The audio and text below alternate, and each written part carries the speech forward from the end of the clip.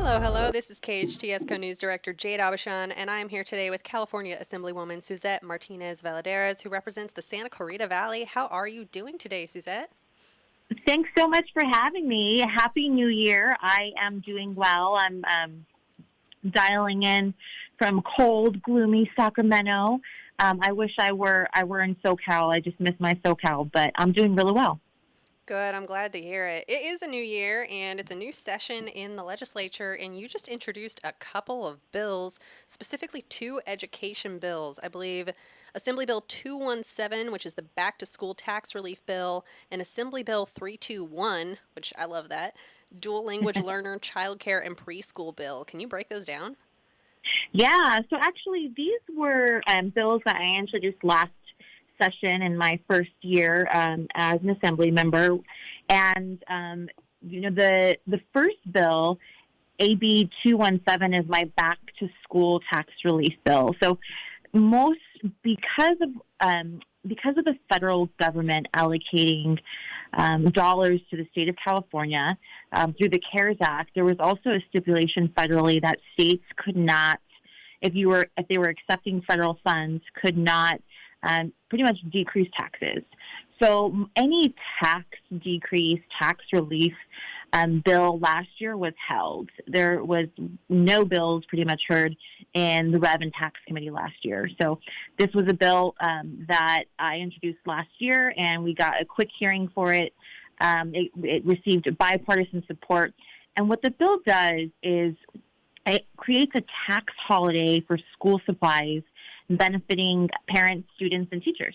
So for a weekend in between July and August, at the beginning of back to school, I think it's going to be July 30th through August 1st. Any school supplies that you purchase, notebooks, pens, paper, are going to be tax free. And what also is going to be really cool is it's also going to apply to up to $1,000 for major purchases like laptops, computers, printers. It is, so expensive. Inflation is up. Cost of living is, as we know, affordability is really, really high in California. So it was important to me that we do something for parents and for middle-class parents to just save them, a few bucks that they could put towards other things this year. So it passed. It's passed out of committee, and it's headed to appropriations, and I'm really hopeful about the bill. Yeah, that's really cool. I think that's something that a lot of people kind of take for granted is that even before this whole hybrid learning, distance learning format became the major thing due to the pandemic, that it really was starting to become required for kids younger and younger to have access to a computer regularly, or at the very least a Mm-hmm. printer regularly. I think it was in I have a younger sibling that's only a couple years younger than me, and even during his time in school, they really started transferring over between having handwritten reports and everything had to be typed up and printed and everything. So that's really cool that you're trying to actually make that available, especially now that technology is becoming so pervasive in younger and younger grades. Yeah, absolutely. And I have 21 nieces and nephews. Which I think four of them now are out of high school.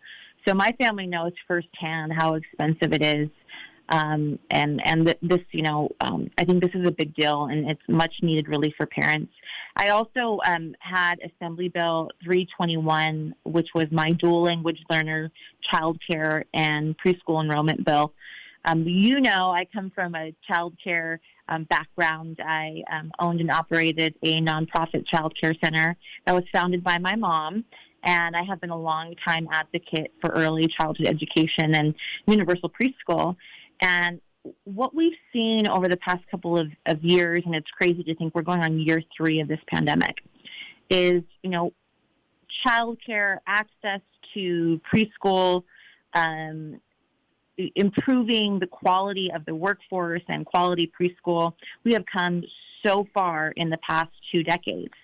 And over the past 2 years, because of the pandemic, because parents can't afford to send their child to preschool or a quality child care center, we are really anticipating a generation of young little learners that are going to be behind because of this pandemic. And our Spanish speakers, or sorry, not our Spanish speakers, yes. So those who don't speak English as their first language, we already know have a tough time. Over half of California's children under 6 years old are dual language learners, and which means they speak another language other than English. And the majority, 84% of them, speak at home, but there are at least 59 other languages, represented. These children face real challenges that their peers don't face. Poverty, they lag behind academically. So we know that if we can get them into quality preschool or childcare programs, we're going to help give them a leg up. So what my bill does is it expands priority for English language learners. So now it's not simply going to be, it will continue to be income-based, and the other qualifications have to be met to qualify for state-subsidized preschool or childcare. It'll be income. It'll be, individuals that are diagnosed with developmental delays or have special needs. And now we're adding dual language learners will have priority to childcare and preschool. So it's a big deal to help us get these small children who don't necessarily speak English, give them a leg up and a strong foundation for their education. Well, thank you very much for explaining that. For those of you who are just joining us, we're here with State Assemblywoman Suzette Martinez Valladares, who represents the Santa Clarita Valley. Even though your number recently changed, it went from 38 to 40, which is very confusing every time I have to write that down because I had that memorized on lock, and that is not the case anymore. I'm very sad for that. So in terms of other state business, Governor Gavin Newsom announced the California Blueprint, or the state budget proposal, on Monday. What are some parts of the proposal that stood out to you?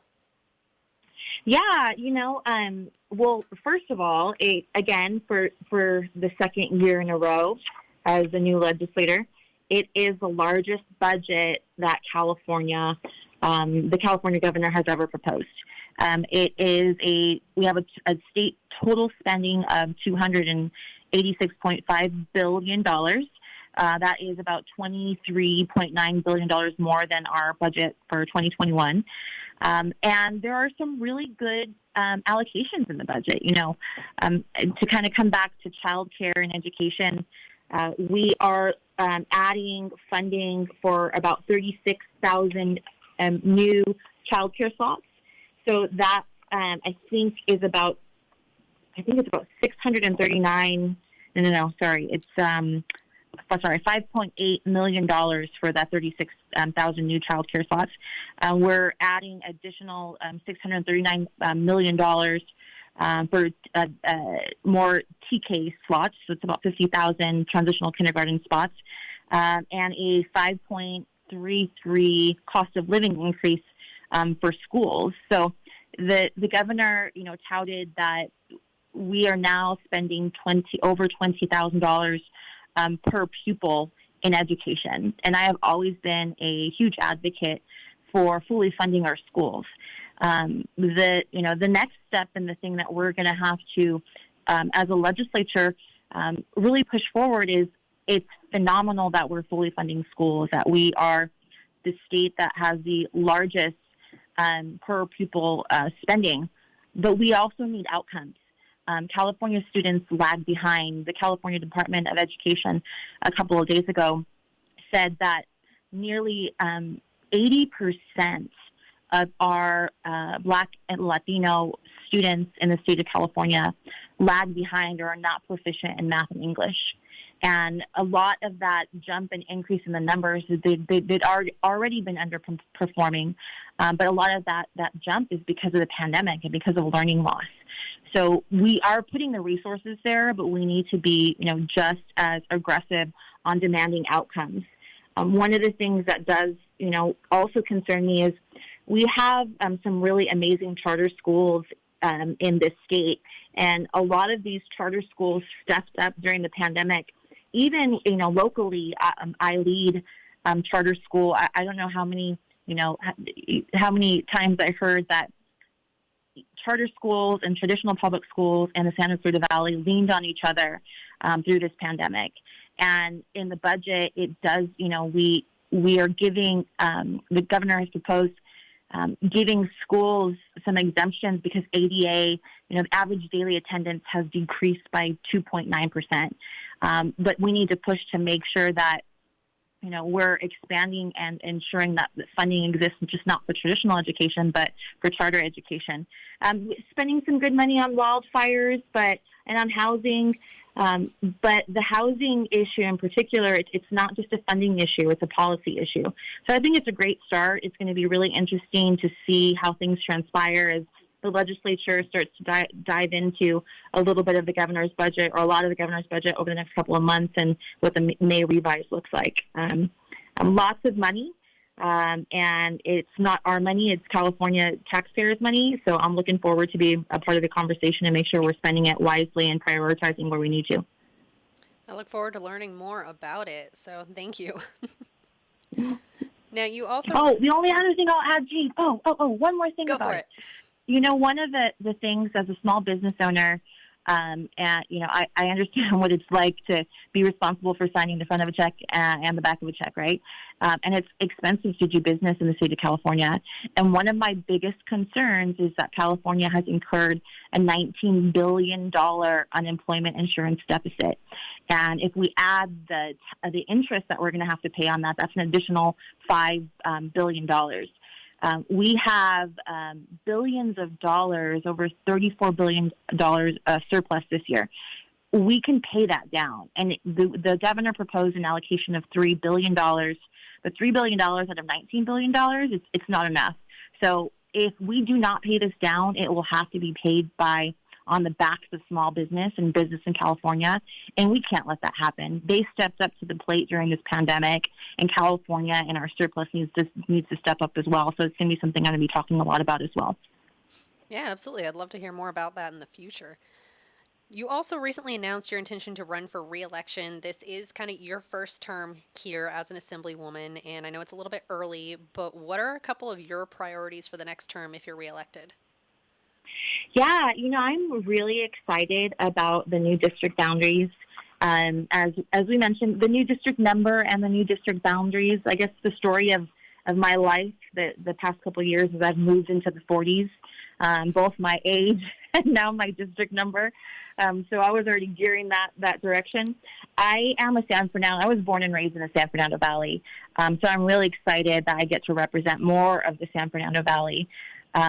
Including Cal State University Northridge. I am on the Committee on Higher Education. So now not only am I going to be representing community college and College of the Canyons that I attended, but also I'm an alumni of Cal State Northridge. So both of my former higher education institutions I will represent, and I couldn't be more excited about it.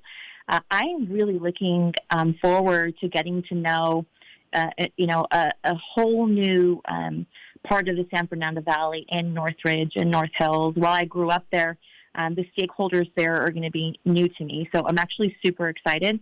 And I'm super excited to continue to deliver for our community, whether it's vaccine clinics.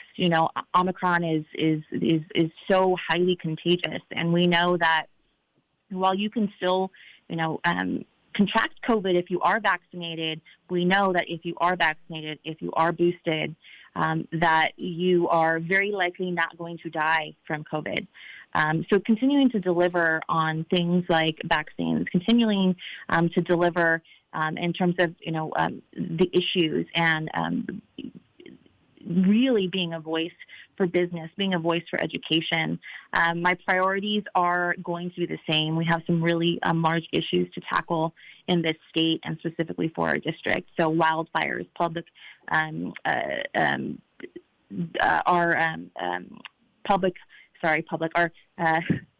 our energy de-energization and PSPS events. I couldn't get the words out. Our PSPS events are still gonna be here. Water storage.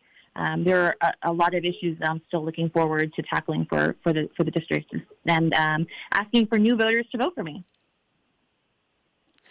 Awesome. Well, thank you so much. I look forward to kind of seeing how all of that really plays out. And we're coming to the end of our time here. So, what should we be expecting to see from your office in the next couple of weeks? So we are working really hard still on EDD cases. So if you'll still see my staff and myself out in the community. I am in Sacramento now again. I do miss you guys already. But I am here Monday through Thursday, working on policy and the budget. But you should see me out and about at different events, if or on Zoom events, because we're moving into that Zoom world a little bit more.